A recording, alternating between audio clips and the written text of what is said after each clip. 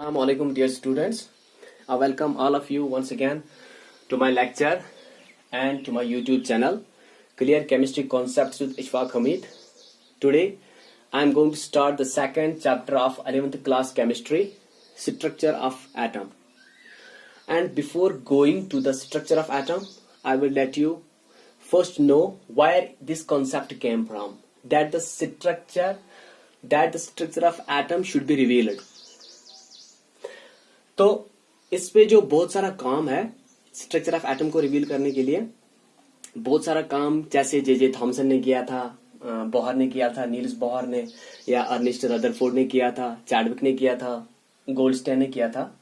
ठीक है, बाद में हम जाएंगे उस पे, डिस्कवरी ऑफ इलेक्ट्रॉन, प्रोटॉन पे, न्यूट्रॉन पे. तो सबसे पहले मैं यहाँ पे बता दूं कि जो एटम है it is further made up of subatomic particles. ठीक है, ये कंसेप्ट पहले एक्सेप्ट किया था. This concept was given by ancient and Greek philosophers का ये मानना था.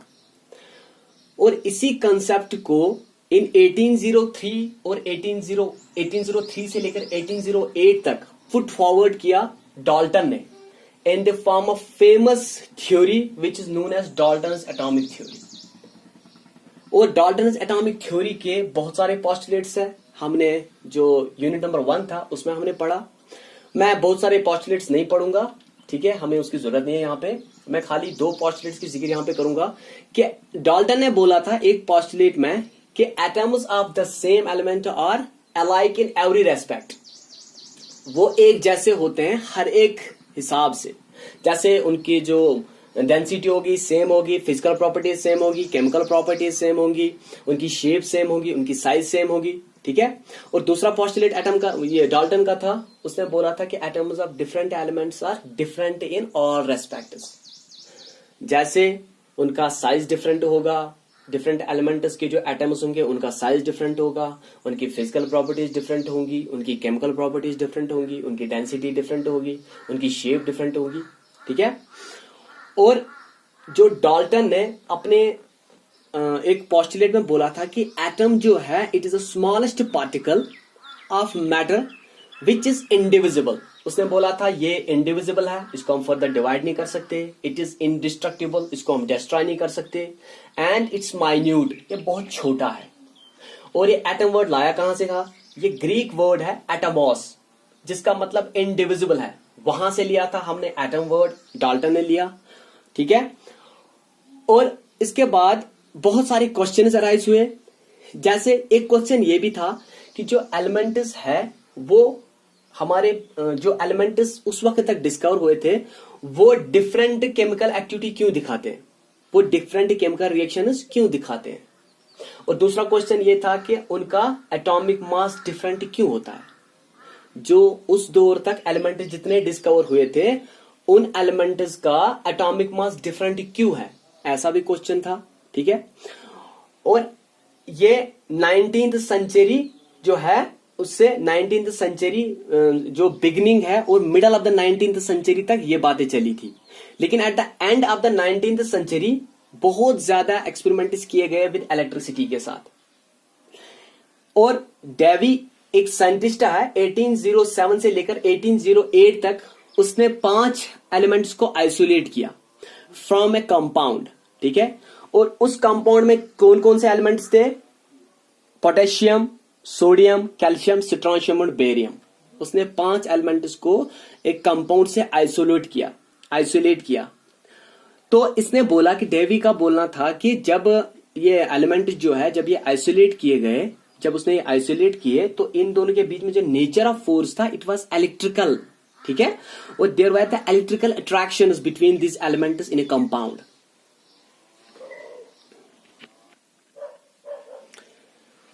इसके बाद माइकल फैराडे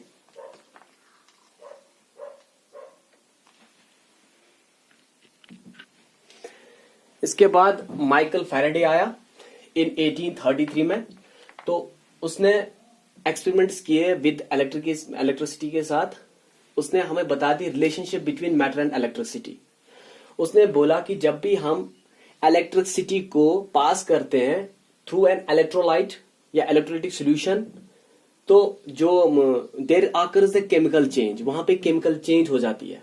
उसने NaCl लिया था, NaCl का सॉल्यूशन लिया था, और इसमें से जब इसमें इलेक्ट्रोलाइट्स डाल दिए थे and they were connected with the battery, positive terminal के साथ और नेगेटिव टर्मिनल के साथ।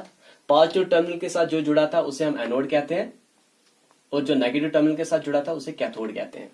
ठीक है, तो जब उसने 96,500 कॉलम्स ऑफ करंट जब उसने पास किए, ठीक है, तो 1 mole of Na positive was deposited at anode and 1 mole of Na positive was deposited as at cathode, and half mole of Cl negative Cl2 was deposited as anode। तो उसका ये बोलना था कि उसने बहुत सारे हमें लॉज दिए हैं, लॉज ऑफ इलेक्ट्रोलिसिस के, तो उसका ये बोलना था कि there is a relationship between matter and electricity, और उसने ये बताया कैसे, by passing an electricity through NaCl solution. ठीक है, तो एनोड जो Na पॉजिटिव था it was deposited at cathode, ठीक है, और जो Cl negative as half mole of Cl negative when it passed 96,500 coulombs of जो चार्ज जब इसने पास किया, तो half of the mole of Cl negative was deposited at anode. ठीक है, तो इसकी वजह से हमें relationship between matter and electricity पता चली, ये हमें फैराडे ने बताया। तो स्टोनी ने बताया कि units of electrical charge are associated with atoms, atoms के साथ इलेक्ट्रिकल चार्जेस एसोसिएटेड है, दैट टू यूनिट्स। ठीक है, units of electrical charges are associated with atoms. और 1891 में स्टोनी ने उन यूनिट्स का नाम दिया इलेक्ट्रॉन्स, उसने उसे नाम दिया इलेक्ट्रॉन्स। ठीक है, इलेक्ट्रॉन्स वर्ड कहां से लाया, it's a Greek word electron which means amber. ठीक है, एम्बर मतलब है इसका, और जब भी हम एम्बर को सिलिक या वूल से रब करते हैं इट गेट्स चार्जड, इसीलिए स्टोनी ने उन इलेक्ट्रिकल चार्जेस का नाम, उन यूनिट्स ऑफ इलेक्ट्रिकल चार्जेस का नाम इलेक्ट्रॉन्स रख दिया। ठीक है, और इसके बाद डिस्कवरी ऑफ इलेक्ट्रॉन हुई, प्रोटॉन हुई, न्यूट्रॉन, या discovery of X rays, discovery of isotopes and isobars, discovery of radioactivity. ठीक है, और बहुत ज्यादा काम किया था जे थॉमसन ने, या गोल्डस्टेन ने, चैडविक ने, ठीक है, बोहर ने, अर्नेस्ट रदरफोर्ड ने बहुत ज्यादा काम किया था in order to reveal the structure of atom. तो इसकी वजह से हमें एटम का पता चला कि that it is further composed of subatomic particles. ठीक है, और इसमें बहुत सारे सबएटॉमिक पार्टिकल्स हो सकते हैं, जैसे electrons, protons, neutrons, mesons, positrons, neutrinos etcetera हमारे एटम में, एटम ऑफ एनी एलिमेंट में हो सकते हैं। But electron, proton and neutron these are called the fundamental particles, ये एक एटम में इन तीनों का होना जरूरी है। ठीक है, और इसीलिए हम इनको बोलते हैं these are the building blocks of the atoms. Electron, proton and neutron are the building blocks of atoms.